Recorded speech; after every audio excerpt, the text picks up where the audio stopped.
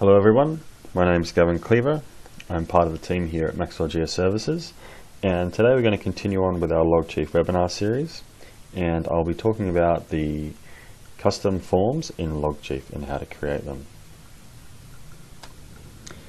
The agenda for today, I'll look at updating our profiles to include these custom form designs. I'll look at the toolbars and some options for displaying your data. And also I'll have a quick look at utilizing the forms as well and potential improvements along the way. The idea behind the forms is that they allow alternative options for entering your data as opposed to grid logging.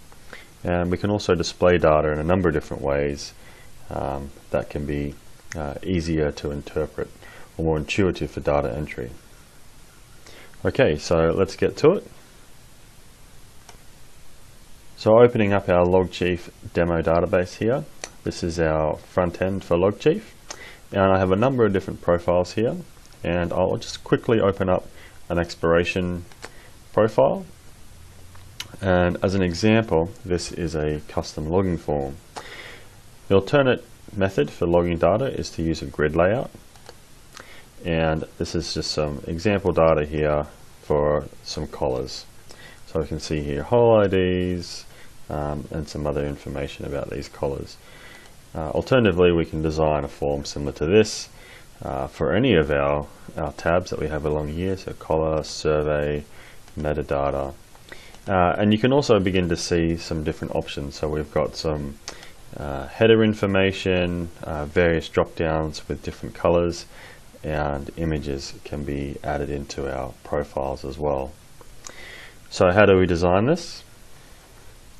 Simply close the form, and we'll go up and I'll select this particular exploration profile, and we will edit that one.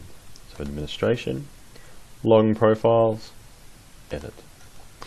In an earlier webinar series, we will have seen how to create a LogChief profile. In this case, we're actually editing an existing one, and we're going to update our views. So we can see here on this page, the layouts. We have originally designed groups, and within that are our views. So if we can see here, for example, the collar table that we just looked at, and these are the various fields that have been added to that view. So it's quite a lot of information there. So that if we viewed that into the grid view form, it would be quite a large table. However, we can go to our layout here, open that up, and we can see here this is the design of that layout that we were looking at. So not all the information, if you don't need all the information, you don't have to add it to the custom logging form, as we can see in this case. I'll just close that. Now I have a form here, sorry, a view here that has no related form, so we'll work on this one. It's the veining tab, and I've already gone ahead and added in the additional view fields. So by default, if we were to log into this, we would only be logging into the grid layout until we create a custom form. So we'll do that now. So we click on the layout, and it opens up our layout designer. Just expand this and pin it. So on the left hand side we have our toolbox, and I'll run through these in a moment. The center window is the design panel, or the actual area where we're going to be adding our data, so it's our custom form. On the right hand side we have our data source. Now these are the elements from our table that we've added to the view.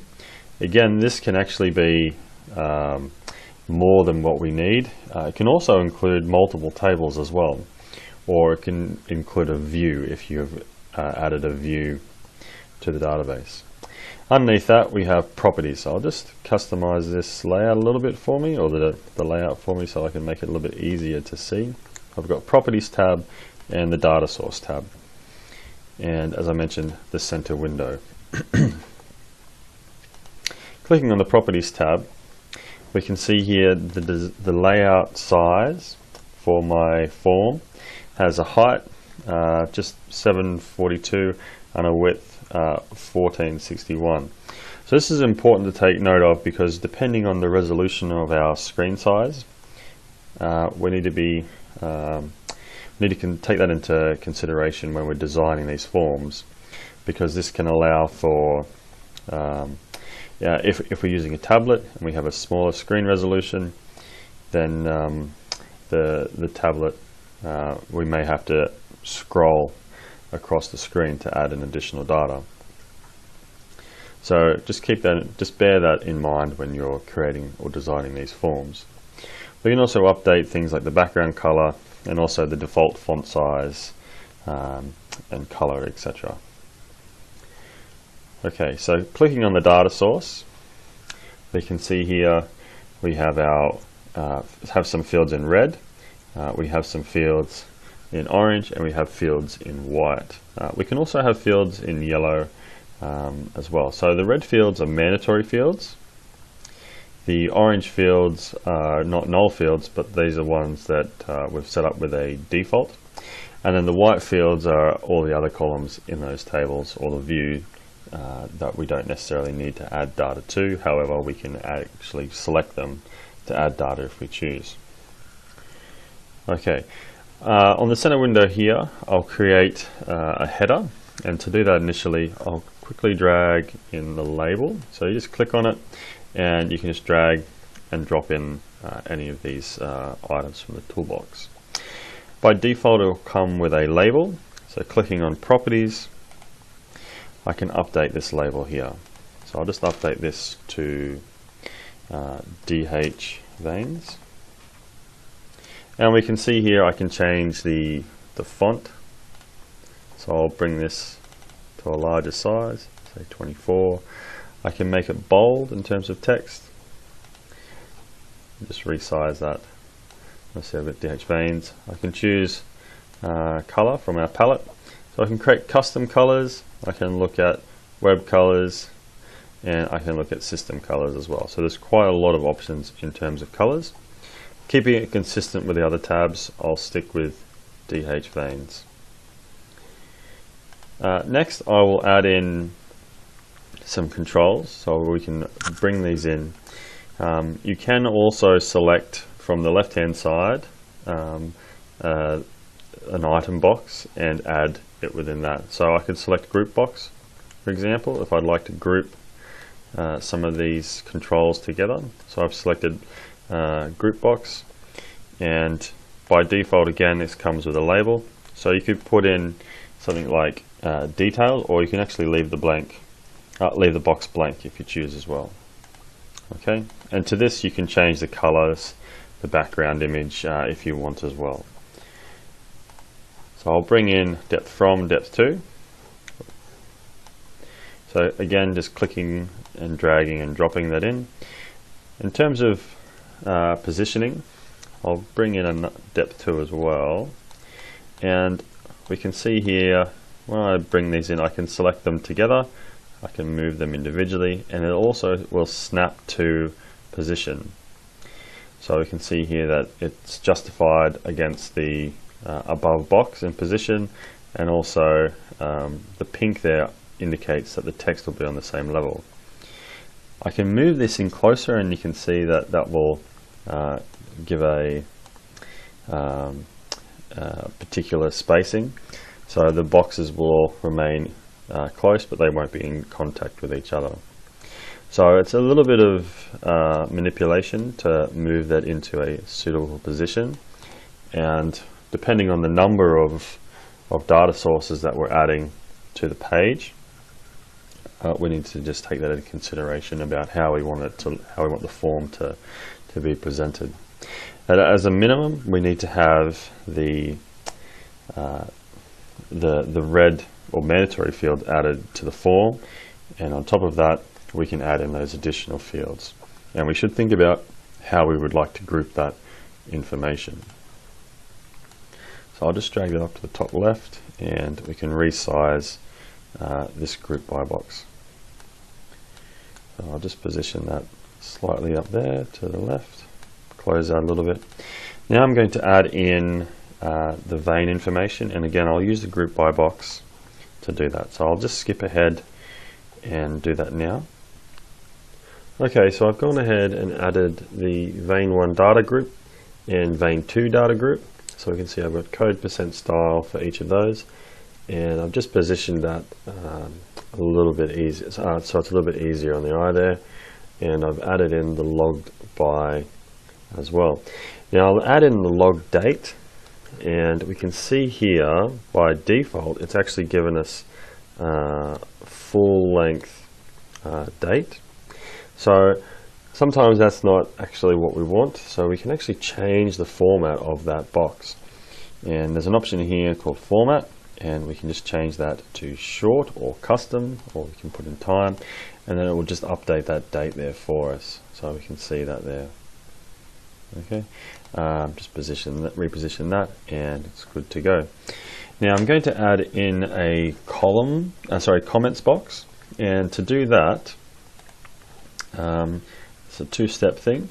So I can add in comments, a comment field like this, and just have a long comments box.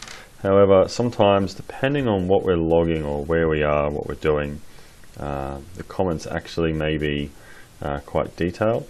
So we might like to have a larger box or window to enter our data into. So in that case, what we need to do is I'll just delete that, and we'll go to rich text box, and I'll just draw a large box like this, and into that, and I grab the comments and I drag and drop that in there as well.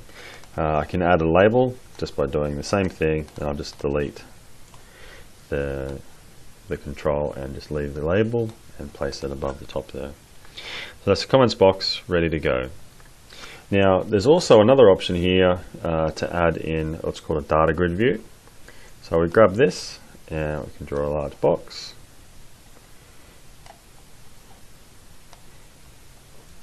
So the data grid view allows us to have information within a form presented in the grid view, so we don't have to switch between the two, and it will populate at the same time as we're logging the data. So once we've saved the record, the grid view will be populated, we can filter on it, we can enter data into it, and that will be reflected in the database as well. So it's an editable window into our logging. So what we do here is we will drag across the data that's also present in the form above. What we need to do is we need to make sure we've mapped all the mandatory fields as a minimum into this window. Dragging across depth from, depth to, vein code 1, percent style, put in 2, percent style, percent style. Now as I've gone across here, the slider bar across the bottom has actually has shown up. However, we can't actually click on the window to see if the additional fields have been added. It's just a window into it at the moment, and we need to keep adding these fields. We can only see these additional fields once we go into the form from the front end. Okay, so I've added in all those fields, and now we can save this, and we can start logging with it. If we'd like to add an icon or an image, such as a logo, we can do that as well. So there's a couple of options for that. Easiest one is if we go label, or we can add it to the group by box. So I'll quickly just add a label image here, and then go to properties, and we can go image, and from here we can then go select an image. Okay, so I've selected the logo there and just resize that to fit, and that will appear on my form now every time. So then to save it, we just close out of it. It'll ask us if we want to update. We'll click yes. And then we'll just go through to the end and save. From there we can open up our form, as I've done here, within the profile, and we can start using it straight away. And we can see straight away it's linked to our backend database and ready for use.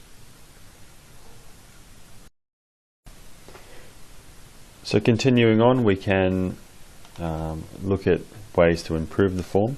We can set a number of defaults. So for example, the logged by could pick up the username from the system, so we can enter in a record without having to actually put in who logged it. Things like date, we could pick up the system date from the computer, and that would put that in if that's a relevant default. And there's a bunch of other things as well. So we can customize the order in which the codes appear, and we can apply a number of filters and things like that, which we should have seen in earlier videos in designing the logging profiles. If there's any questions or anything else you'd like to know, feel free to get in touch at Maxwell. You can send me an email or get in touch on the phone. We also have the support at MaxGeo as well if you'd like to get in touch that way. Thanks for viewing this webinar, and there'll be more in the future. Thank you.